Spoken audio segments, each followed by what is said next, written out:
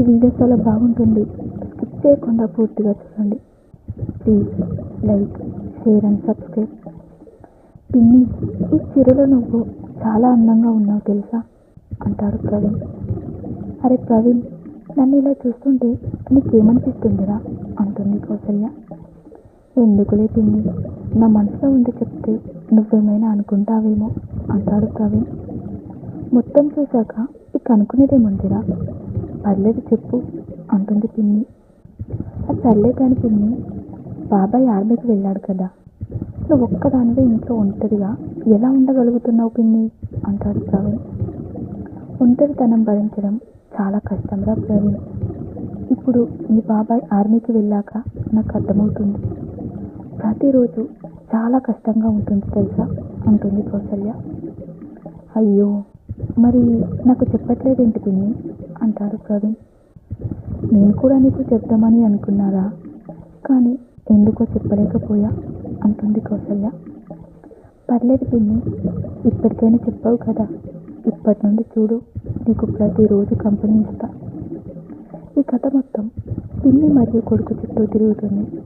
భర్త పెళ్ళైన కొత్తలో ఆర్మీకి వెళ్తాడు. అన్ని విధాలుగా జాగ్రత్తగా చూసుకుంటూ ఉంటాడు కొడుకు. ఈ వీడియో స్కిప్ చేయకుండా పూర్తిగా చూసే ప్రయత్నం చేయండి. ఏమండి, కాఫీ తీసుకోండి అనుకుంటూ కాఫీ తీసుకొని బెడ్పై పడుకున్న రవి దగ్గరికి వస్తుంది కౌసల్య. రవి మాత్రం రాత్రంతా పనిలో బిజీగా ఉండటం వల్ల అతనికి నిద్ర సరిపోక అలానే మొద్దులా పడుకుండిపోతాడు రవి. ఏమండి, పిలిచేది నిన్నేనండి, కాఫీ తెచ్చా తాగండి అనుకుంటూ రవి భుజాన్ని తడుతుంది కౌసల్య. అబ్బా, మళ్ళీనా? ఇప్పుడు కాదు, రేపు చూద్దాంలే, అసలే ఒళ్ళంతా అలసటగా ఉంది అంటాడు రవి. ఓయ్, ఏం మాట్లాడుతున్నావు?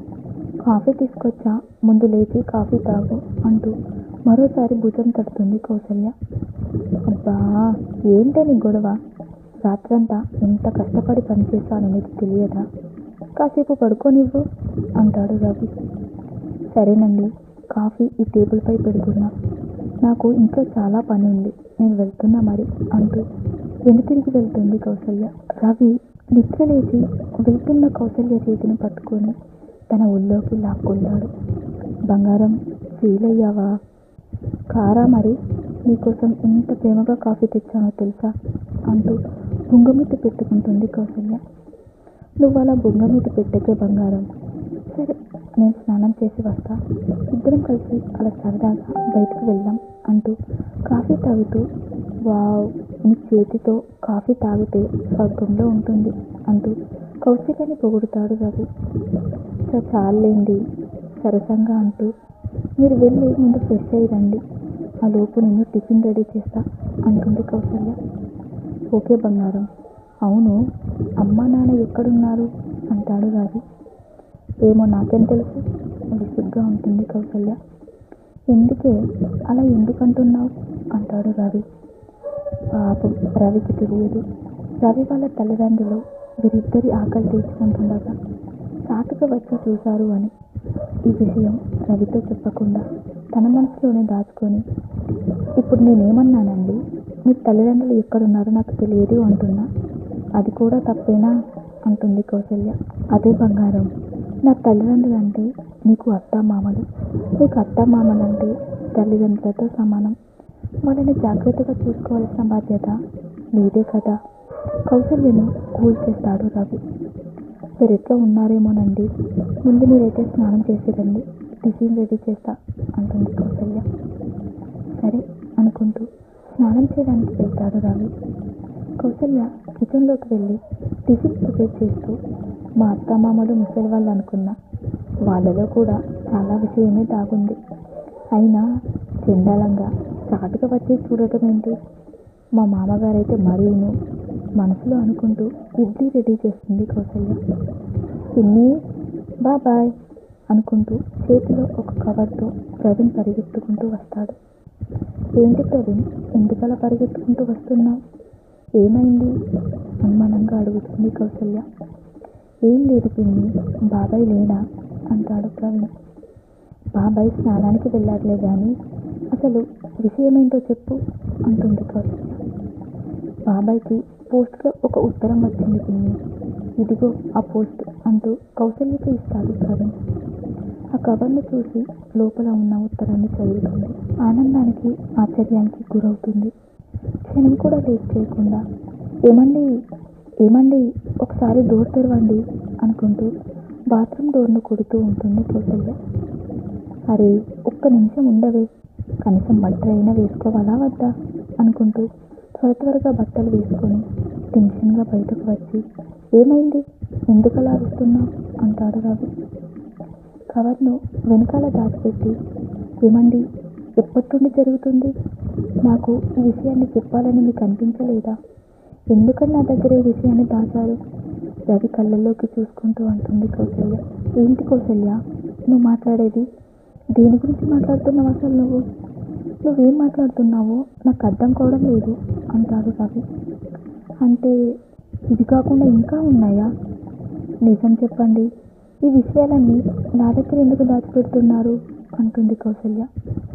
అరే మీ ఆడవాళ్ళతోని ఏది మాట్లాడినా తప్పే ఉన్నట్టుంది, అది కాదు బంగారం, అసలు నువ్వు మాట్లాడే విషయం దేని గురించి అంటూ తన చెంపలు తన 2 చేతుల్లోకి తీసుకొని అడుగుతాడు రవి. ఇదిగో చూడండి, ఇదేంటి అంటూ పోస్ట్లో వచ్చిన ఉత్తరం రవికి చూపిస్తుంది కౌసల్య. ఆ ఉత్తరాన్ని చదివి చాలా సంతోషంగా ఫీల్ అవుతాడు. రవి కౌసల్యను ఎత్తుకొని గిరగిరా తిప్పేస్తూ, కౌసల్య నేను చిన్నప్పటి నుండి కన్న కల ఇప్పుడు నెరవేరింది, ఇదంతా నీ వల్లే, నువ్వు నా ఇంట్లో అడుగు పెట్టడం వల్లే నాకు ఈ అదృష్టం దక్కింది, నేను ఆర్మీలో జాయిన్ అవ్వబోతున్నాను పట్టరాని సంతోషంతో కౌసల్యను తిప్పుతూ ఉంటాడు రవి. అబ్బా ఇక చాలండి, మీరు తిప్పుతున్న కొద్దీ ఇప్పటికే నా కళ్ళు తిరిగేలా ఉన్నాయి, ఇక చాలు కిందికి దించండి అంటుంది కౌసల్య. రవి కౌసల్యని కిందికి దించుతాడు. థ్యాంక్ యూ కౌసల్య, నువ్వు మా ఇంట్లో కోడలిగా రావడం వల్లే నాకు ఈ అదృష్టం దక్కింది అంటూ తనని కౌగిలించుకుంటాడు రవి. రవి సంతోషాన్ని చూస్తుంటే కౌసల్యకి కూడా చాలా సంతోషంగా ఉంది. కానీ తన మనసులో కొంత బాధ దాగుంది. మా ఇద్దరికి పెళ్ళై కనీసం 2 నెలలు కూడా కావడం లేదు, ఇంతలోనే ఇతనికి ఆర్మీ జాబ్ వచ్చింది, తను ఒంటరిగా వదిలేసి అతను జాబ్ చేయడానికి వెళ్తే ఇక్కడ నా పరిస్థితి ఏంటి, అసలే మా అత్తయ్య మావయ్యలు అదో రకం అని మనసులో అనుకుంటూ రవి వైపు ఆందోళనగా చూస్తూ ఉంటుంది కౌసల్య. రవి చాలా ఆనందంతో ఉన్నాడు కాబట్టి కౌసల్య మనసులో ఉన్న బాధను గ్రహించలేకపోతాడు. కౌసల్య ఈ విషయాన్ని వెంటనే మా ఫ్రెండ్స్తో చెప్పాలి, నువ్వు మా అమ్మ నాన్నలకి చెప్పు, నేను బయటికి వెళ్తున్నా బాయ్ అనుకుంటూ తన బైక్ తీసుకొని ఫ్రెండ్స్ దగ్గరికి వెళ్తాడు రవి. అత్తయ్య పెరట్లో గడ్డి కోస్తూ ఉంటుంది. అత్తయ్య నీకు ఒక శుభవార్త చెప్పాలి అంటుంది కౌసల్య. నాకు తెలుసమ్మా, నీకున్న స్పీడ్కి నువ్వు త్వరగానే నిలతప్పుతావని తెలుసు, కంగ్రాచులేషన్స్ తల్లి అంటూ తలపై చేపెట్టి నిమురుతూ అంటుంది అత్తయ్య. కౌసల్య తన మనసులో ఇలా అనుకుంటుంది, చింత చచ్చినా పులుపు చావలేదన్నట్టు మా అత్తయ్యకు ఎప్పుడు చూసినా నేను తల్లి కావాలనే ఉంటుంది. అది కాదత్తయ్య, మీ కొడుక్కి ఆర్మీలో జాబ్ వచ్చింది అంటుంది కౌసల్య.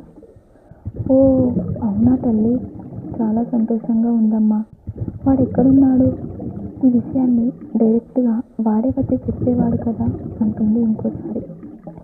నాతో చెప్పి మీ దగ్గరికి పంపించాడు అత్తయ్య, అతను వాళ్ళ ఫ్రెండ్స్తో ఈ విషయాన్ని పంచుకోవాలని వెళ్ళాడు అంటుంది కౌసల్య. పర్లేదు తల్లి, ఏదైతేనే నా కొడుకైతే జాబ్ వచ్చింది, ఈ విషయాన్ని వెంటనే మీ మామగారితో కూడా చెప్పు తల్లి అంటుంది అత్తయ్య. సరే అత్తయ్య అనుకుంటూ మావయ్య దగ్గరికి వెళ్తుంది కౌసల్య. మావయ్య 2 కాళ్ళు చాపుకొని టీవీ చూస్తూ జంతికలు తింటూ ఉంటాడు. 2 చేతులు పిసుక్కుంటూ మావయ్యని పిలుస్తుంది కౌసల్య. కౌసల్య వంక కింది నుండి పై దాకా చూస్తాడు మావయ్య. కౌసల్య కాళ్ళు చేతులు వణుకుతూ ఉంటాయి. ఫ్రెండ్స్, ఈ కథ ఇక్కడితో అయిపోలేదు. పార్ట్ 2 మీకు కావాలి అనుకుంటే వెంటనే ఈ వీడియోకి లైక్ చేసి మన ఛానల్ని సబ్స్క్రైబ్ చేసుకొని పక్కన వచ్చిన బెల్ ఐకాన్ని క్లిక్ చేయండి.